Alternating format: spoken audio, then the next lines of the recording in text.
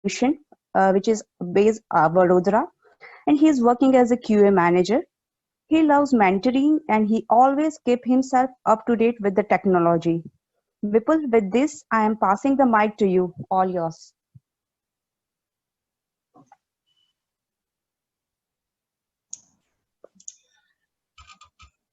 Thank you very much, Trupti. Good evening, everyone.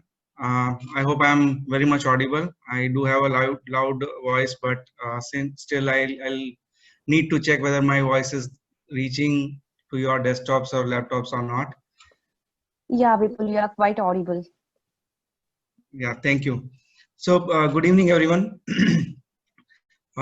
Yes, so I was quite fortunate to get into automation at a very early, professional age. Uh, so if you look at the track record that I have, I just have like 2 years of manual testing experience, and I was fortunate to get into automation with various automation tools in my bucket. I'm going to share my screen now.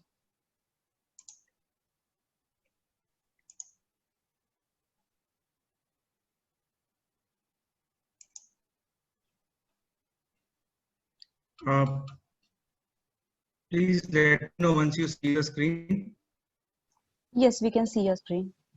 Okay, so the topic that I prefer, I've preferred giving this session on was related to the automation testing approach.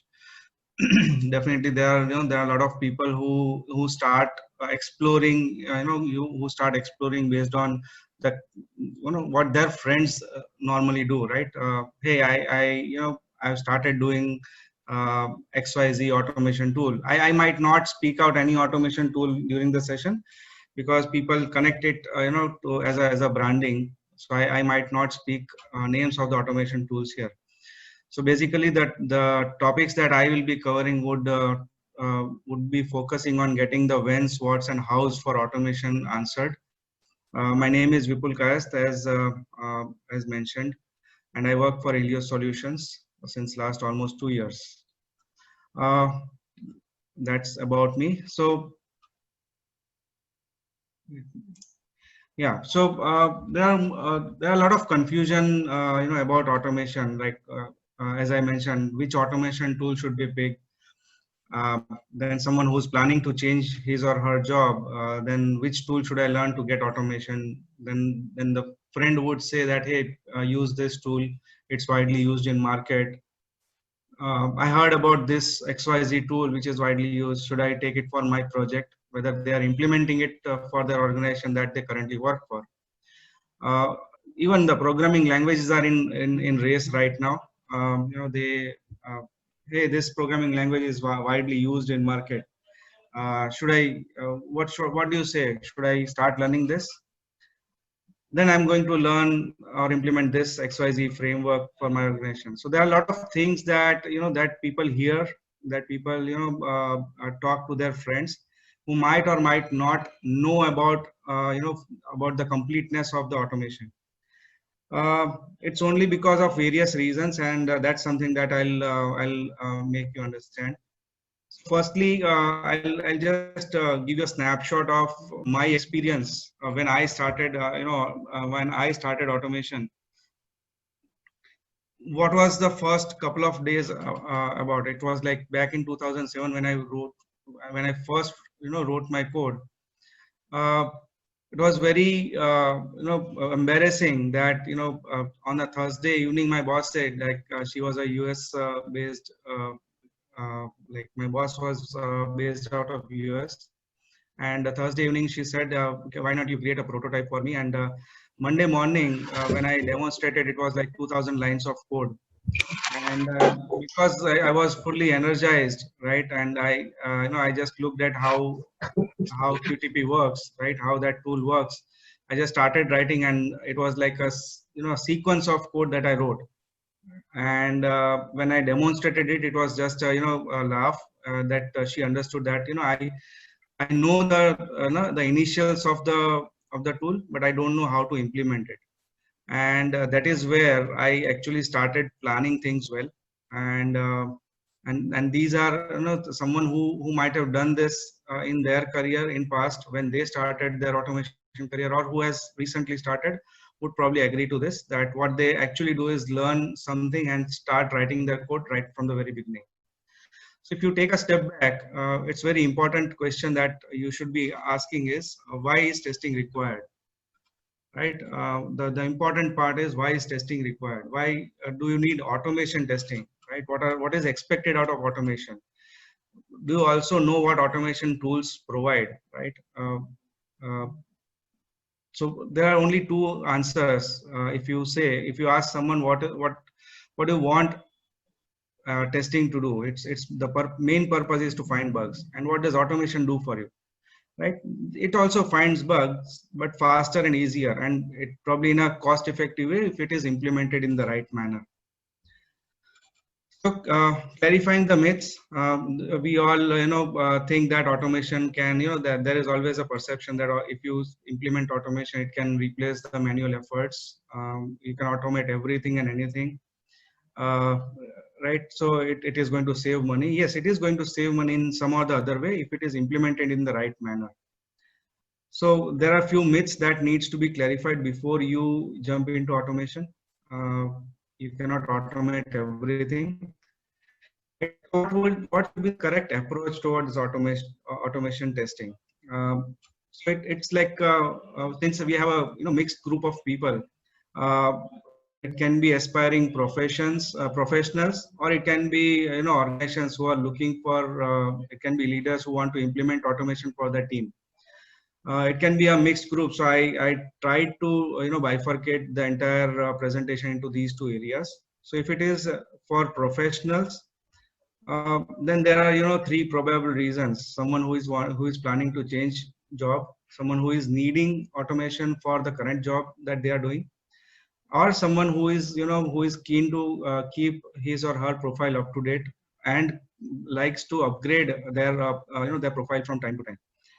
These are three probable reasons. So what about someone who plans to change their job, right? Who is probably a fresher or who knows a bit of automation. So I always try to categorize, anything that I always try to categorize it into three levels. Someone who has the knowledge, right?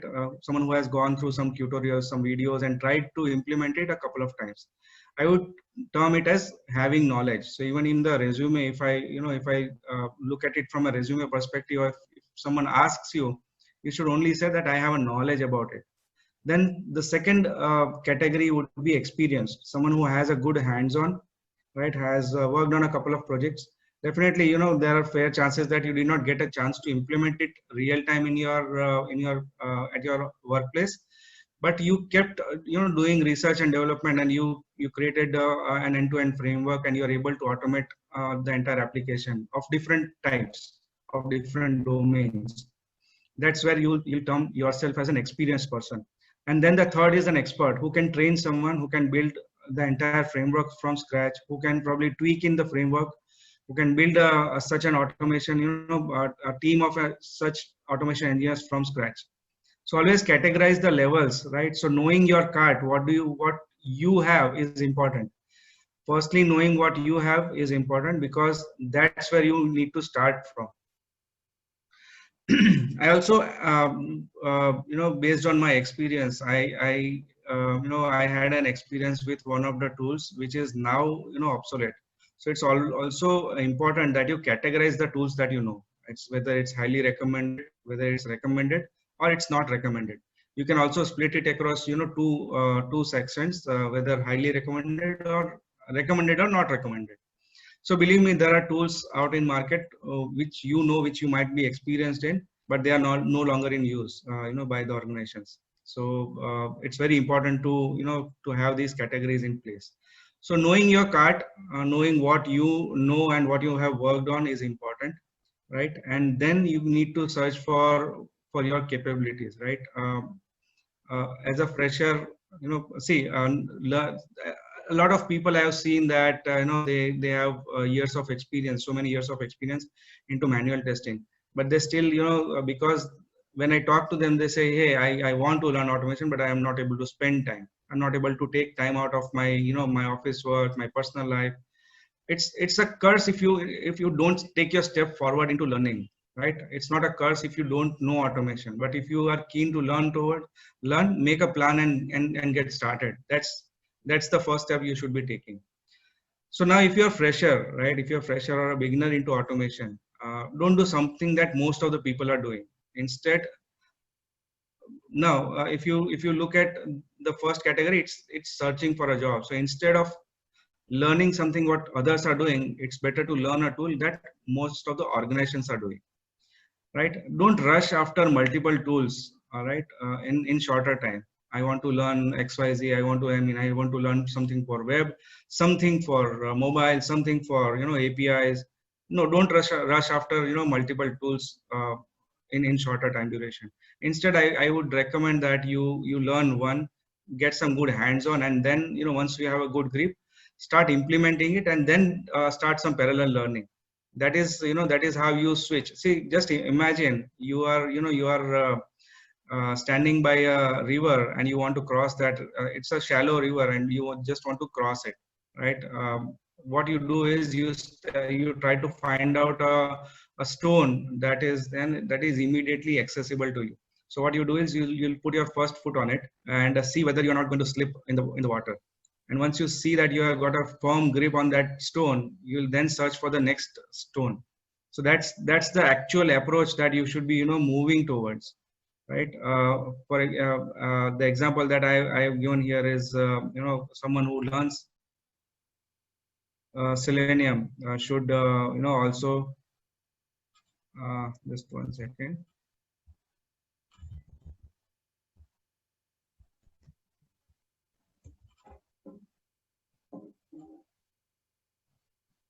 Hello.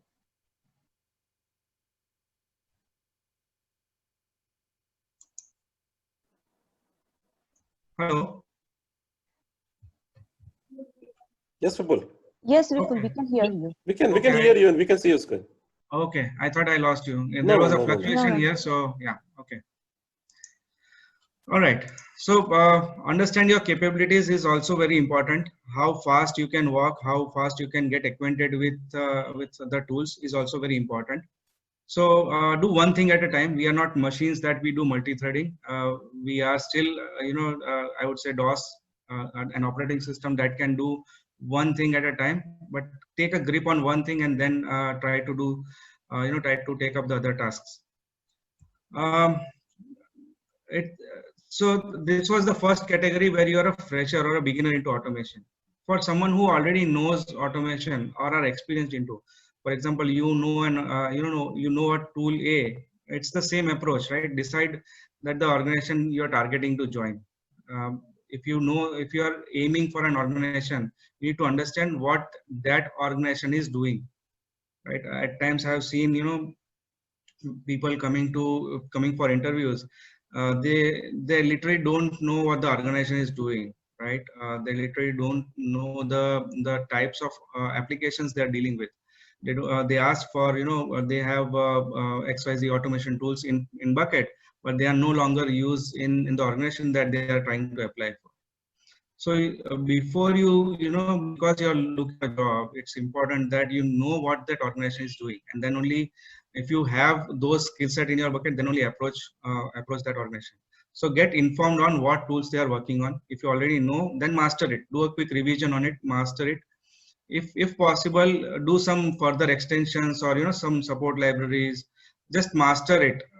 That's what is required, because what they expect is the expectation level is going beyond what their profile is needed, right? So, and even your profile should have a clear mention of the level of understanding that you have. You might have a knowledge of of one tool, you might be an expert in some other tool. So that categorization, as I mentioned earlier, should be very should be mentioned. That is very important. At times I've seen that the candidates get they get hooked up in such questions that they try to load their profile with a lot of things, but when the questions are asked, they are not able to answer them. So be very transparent, and as I mentioned, I keep mentioning this, that the level of understanding should be clearly mentioned there. Also, you should have a plan B and C, because you might target for one organization and they might have hired someone already, right? So you should have a backup plan on similar organizations based on the criteria that you're you're trying to fulfill. Also try to get yourself upscaled with the level of all such organizational needs, right? So to summarize it, it's very important to upgrade your profile in the right direction. um, so that was for someone who is looking for the job, someone who is for someone who requires automation at their workplace. Who you are already working for an organization and there is a project that you see, definitely your manager might have or might not have asked for you to do automation, but you want to step up and do some demonstration, learn something and do some demonstration that this can be automated. So the first and foremost, step is to do a POC. Pick a tool that is widely used, stable, and most required, and has the most required features. The word required features is also very important here, right?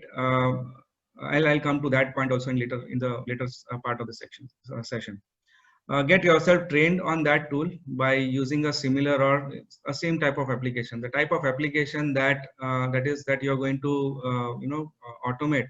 If it is if it is still getting built, then you can pick a similar one which is using the same technology. Because if you let's say you pick an application of a different technology, then it will be a big mess. The POC will definitely go wrong in that case. Don't stay a newbie for a longer period of time. If you are if you are a beginner into some tool, you need to learn more about that tool and get a mastery about it, right? They need to have the end-to-end knowledge about all the features of what that automation tool provides. Enhance your skills towards the peripherals. That is, there are some additional libraries that are supported, some extensions. A tool can be connected to some other ticketing systems. A tool can be, can be CI/CD support. Right? There are a lot of other things that you can do with automation tools. Create an end-to-end automation with different types of tests, like starting from build acceptance or smoke test, then regression, integration. Create a demo of that, and then you can demonstrate it to your management. Try to cover the non-UI tests as well, yeah, right? You need to showcase that it's not only UI-based automation that you can do.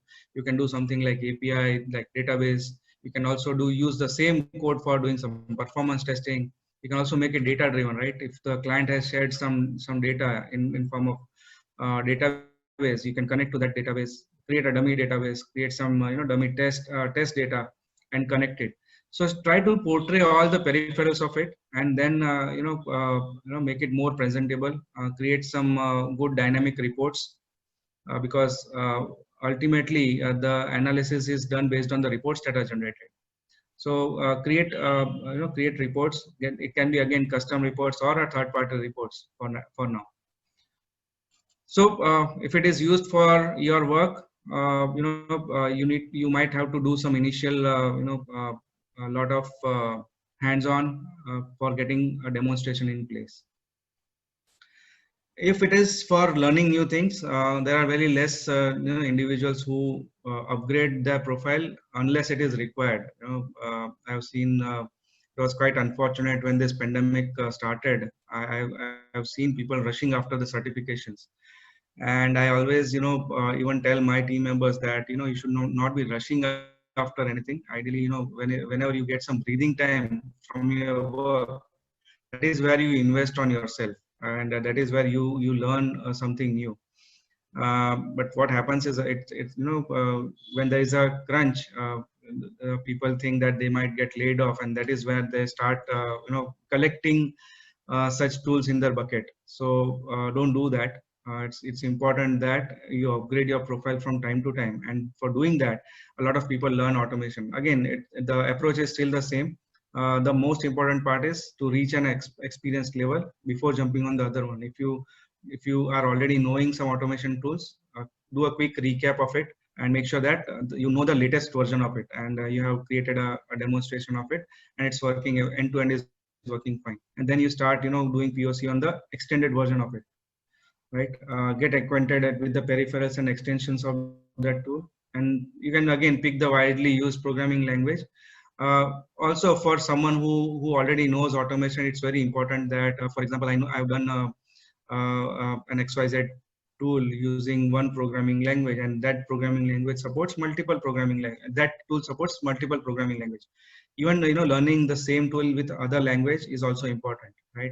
Because that also strengthens your profile and gives you an opportunity to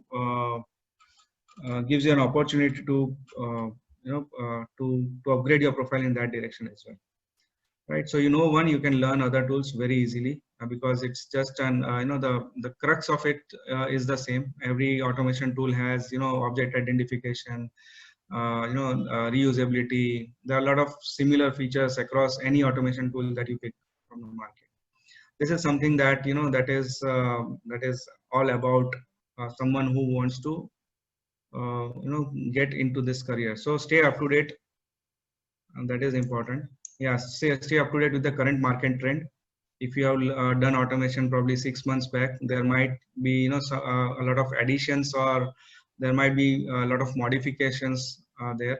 What happens is you did something 6 months back, and you go for an interview, and someone asks you to create a demo, and based on your information you start creating a demo, and when you try to execute that code, it's not running. Why? Because the information that you are having is a stale information. So keep yourself updated with the current market trend, right? You also need to reach, as I keep mentioning, you need to reach at an expert level, experience level, because anyone can just go and look at some videos, and probably in just a couple of hours can get a knowledge about it. But knowledge is not something that organizations need. Whether you are working, whether you are going to implement it in your current organization, or whether you are going to looking for another organization, an experience level is very much important, if not an expert, right? Also, for any automation tool that that you are experienced it, all the major features should be in your pocket. You should be well acquainted and well experienced with the major features. Switch to another tool only if you are good at one. Right, and know your needs in terms of next organization if you are planning to jump to another organization, right? So, and the next tool to learn, right? So that progressive or incremental approach is very important, right?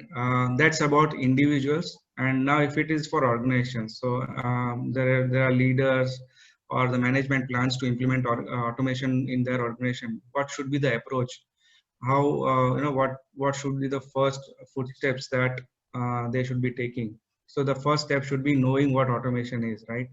A lot of people who have I've noticed that they have end-to-end experience into manual testing, probably 10 years, 15 years of experience into manual testing, but then they don't know about automation. The first thing is know about automation, clear your myths and be realistic, right? A lot of people leaders think that I want to do 100% automation, so that the manual testers can focus on something else. So clear your myths and be realistic. Automation is just a program to help testing, that's it. Yeah, use them as your helping hands. Though there is AI, I personally believe it can be wrong. So though there is AI, there's artificial intelligence, they are still dumb. Why? Because you write code to make them execute, right? Robots are not still out who can replace man. So that's why I keep saying this statement. So you need brains to write the code, and you need human brains to think out of the box. So don't for manual testing team, don't ever think that you don't need them there. You need them so that they can write your code, they can think out of the box and do some further testing. So be realistic in those terms. So we need to know what automation is and what automation provides. What our applications are, because right from the very first day, picking the automation tool is not an okay step. You need to know what kind of applications you are creating. If it is desktop application, then what kind of technology you are using, right? Knowing your application is also very important. What kind of technologies are used for these projects, whether these technologies are outdated, or whether these technologies are still in market, whether you are planning to upgrade, though the technologies are still in market, whether you want to upgrade it first to the latest version of it. So do you know your development environment first, and if there is an upgrade required, do that upgrade first, because ultimately the automation tool is going to talk to these applications, and if they are stale, if they are outdated, they might, they might talk at first instance, but once you upgrade it, they might or might not talk, right? So that upgrade of the applications is very important. The third step is reviewing the market for available tools, right? Based on the types of applications that you have, you can probably pick the top 10 automation tools. That's my criteria. That's what I look for, and I always find top 5. At times it's very tough to identify the right one. So the POC and the other stuff needs to be there.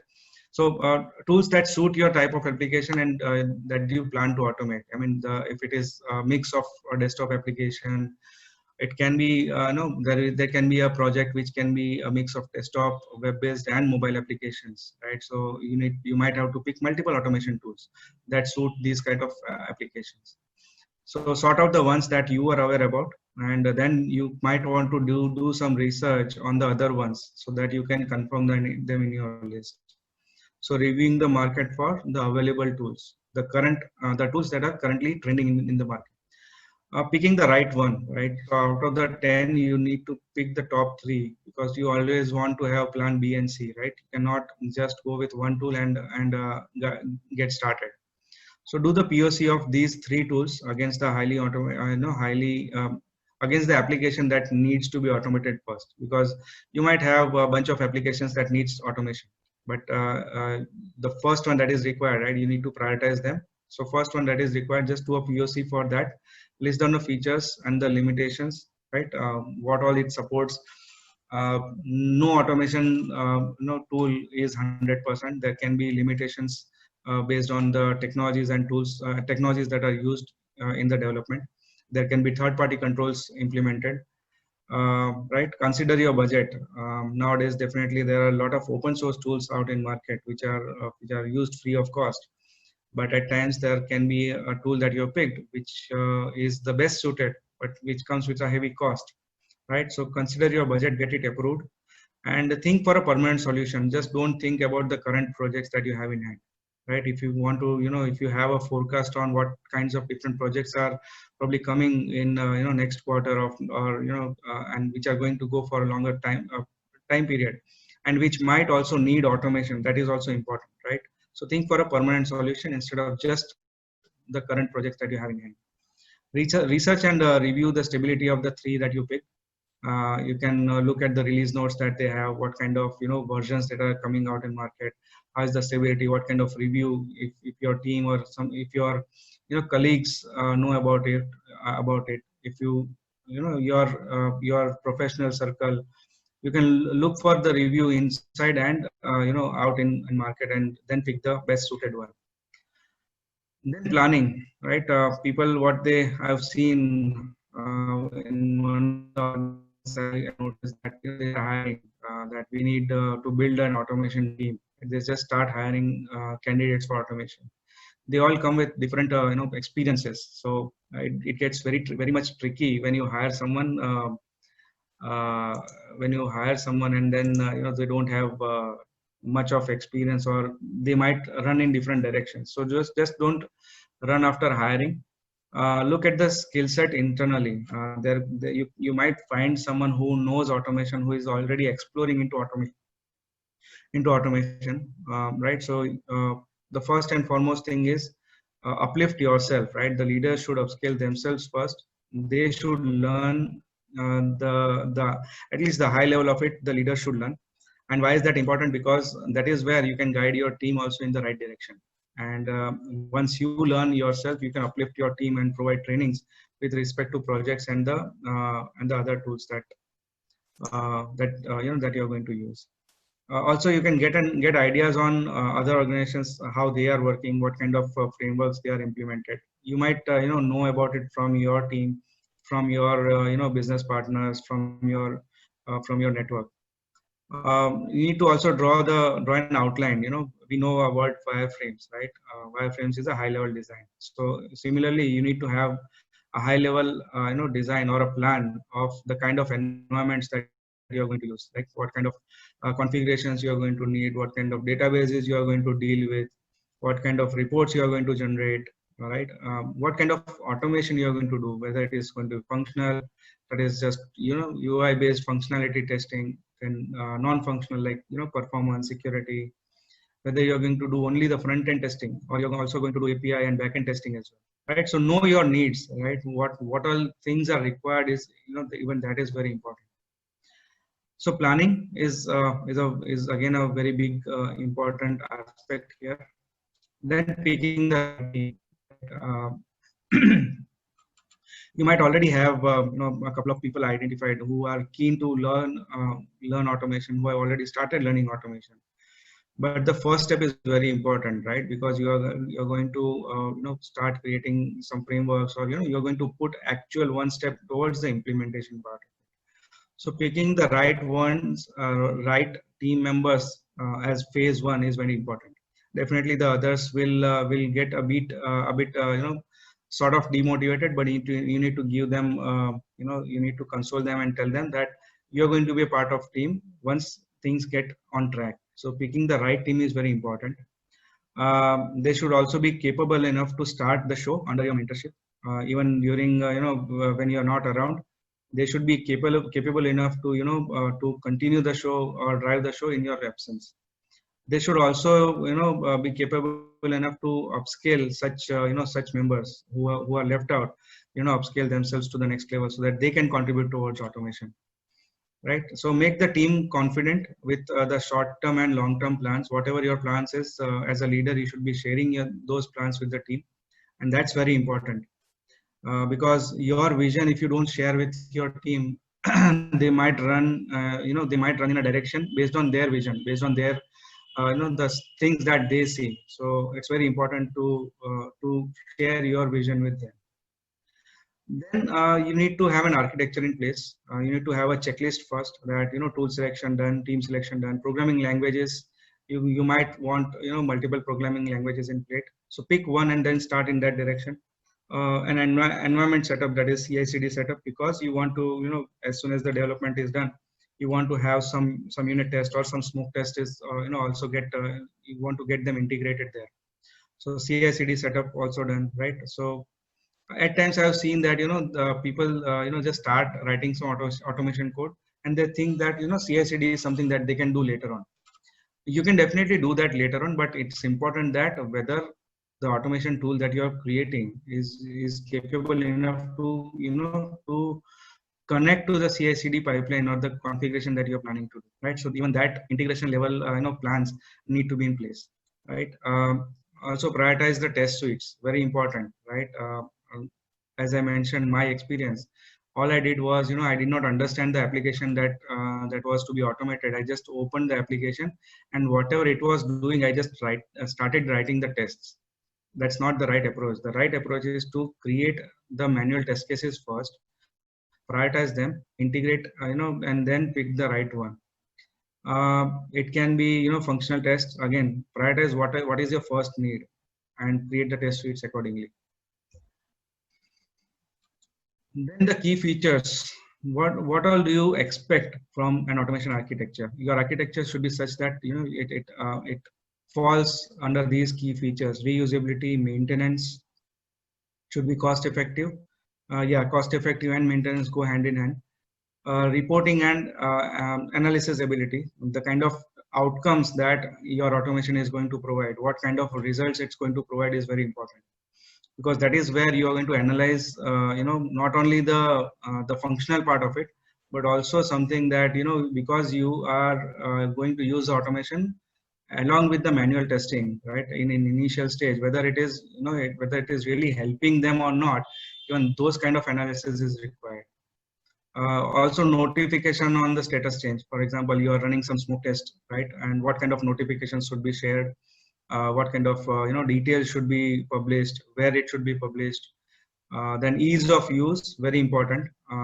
I've seen a lot of frameworks which are very much complex in market, And when you, because let's say I learn it, right, as a leader, I learn it and then I implement it. I don't, I never gave it a thought that the team that that is actually going to work is totally new to it, right? And they start struggling, to get into this entirely new framework. So know your team and try to implement a framework that is easy for them to use. Don't unnecessarily make it complicated. Make it data driven, so that you don't need to make changes to the code. You don't actually need to look at the code. You just need to connect, or connect the data files to it, and it just goes fine. Stability is very important. Stability of the tool, stability of the architecture is very important. Try to make it behavior driven, because nowadays that is very important, because even the non-technical personnel are getting into, let me look at what you have created, and then when we demonstrate, they'll see something running, right? They'll see some clicks and drags happening, but they might not know it unless you tell them that this is the test that you're executing. But at Okay, times Vipul, sorry to interrupt you, but we are running out of the time. So can you just try to wrap up the session as soon as possible so that we can like accommodate our next session as well? I'll do that. Yes. Yeah, thanks a lot. Yeah. Yeah, so behavioral driven multiple language compatibility. These are again the key features. The implementation. So know your life cycle, and based on that life cycle and the timelines that you have, it's very important that the types of testing, because you might not want to do the regression on the very first step, right? So you need to do some some smoke test or the end-to-end automation there. So I mean, because you have the test suites in place, you need to just prioritize them, and you can just automate the P1s, right? And the P2s, you can move it to phase 2. You also need to plan, the unattended executions, where the engineers just write the code, and the CI/CD pipeline. So machine just executes the code. So execution can be left on the machines or the pipelines that you have set up. Again, as I mentioned, the results, notifications, and analysis. The kind of reports that you are generating are also very important. If you are not satisfied with the outcomes, you need to retrospect and see what went wrong and uh, what can be done so that you can make the current automation better, right?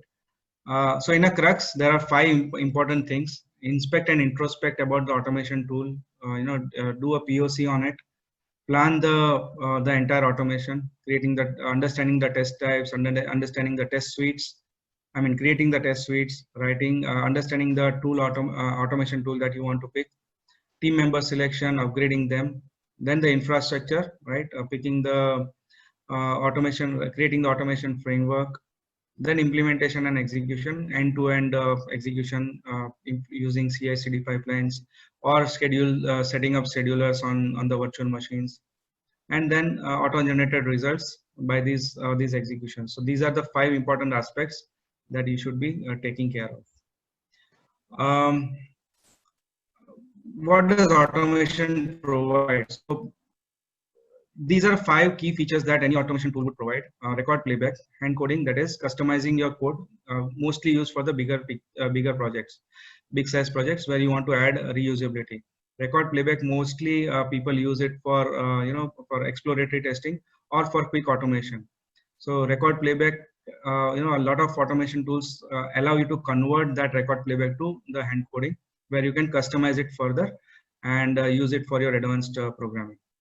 And once that is done, you can set up the execution mechanism, as I mentioned, the CI/CD pipeline and all. Then reporting mechanism also is provided by a lot of automation tools. The extensions, right, connecting it to a test management tool, to a source control, and many other such helping hands, right? So a robust framework always helps, and these are the 5 important aspects of any automation tool that you pick from the market. What does an automation framework provide, right? It's mostly, it should be a treat where you should have. Vipul, I'm sorry to interrupt. Can we just discard the later part now and move to the I Q&A guess we session? are almost done, Shailesh. Yeah, because we have only a few minutes, half an hour left. Thanks. Yeah. Okay. as I mentioned, it's like it should be a treat, and whatever elements should be there. A robust framework should be implemented there. Uh, and yeah, there are a lot of different types of frameworks that you can implement. Uh, this is how an automation should look like: web application, mobile applications, backend automation, compatibility testing, and performance and security test aspects. So this is what an automation should look like. And added flavors: behavior driven, integrated system, unattended, parallel execution, statistics, and notifications. These are the different flavors. And the coverage, as I said, smoke test, regression, integration, compatibility, and user acceptance. Right. So all in all, to summarize, it should not be a butterfly where you don't master one, and you need to just plan it better. Is the thumb rule there? Right. So consider that if I come to the crux of it, consider that automation is fun. It's tricky, but not tough. Right. If it is learned in the right way. Okay, so that's probably it about automation. Thank you very much. I'm thankful to everyone for joining. Thanks to Shailesh and team for getting me here. And yeah, over to you, Shailesh. All right. Yeah. Thanks a lot, Vipul, for a wonderful for sharing the wonderful insights for the automation testing, and you have shared your experience, which is really good. Thanks a lot. Okay, I think we have one question from the audience. What are your views on low code or no code automation tool? I don't have much of experience into no code automation. Probably what you are asking about is a record playback kind of thing.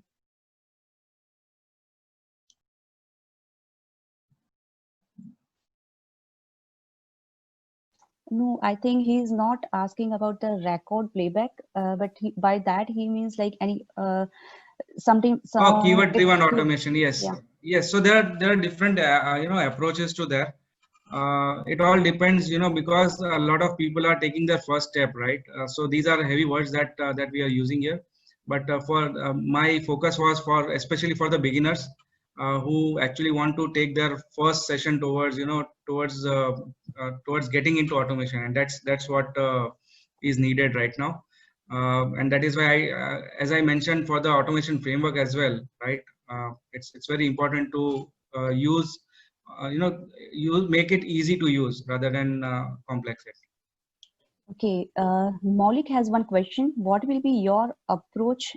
What will be your view or approach for in-sprint automation? It's very tricky. It all depends on whether your organization is or your team is supportive in that or not. Because when we used to do automation within the sprint, we used to ask for static UI, and based on that we used to start recording our our automation code. And when we used to get the build, that is after implementing the code behind, that is where which helped us in actually executing the code within the sprint. But ideally the focus is ideally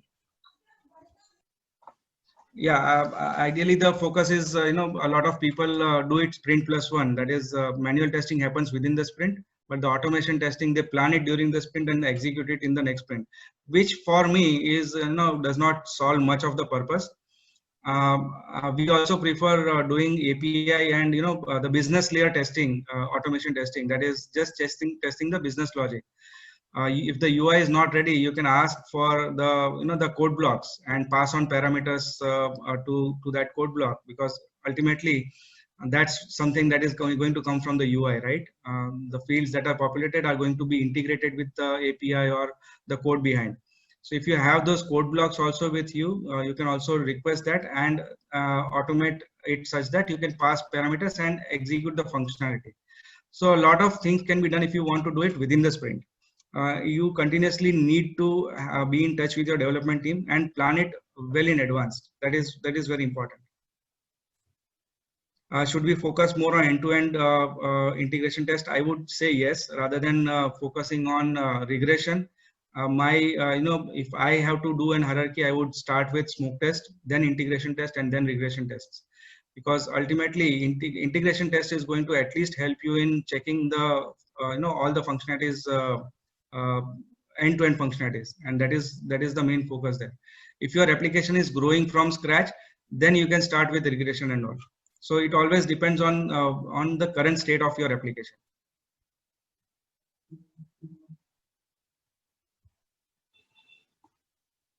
All right. Anyone has any question, then please unmute yourself and ask the question.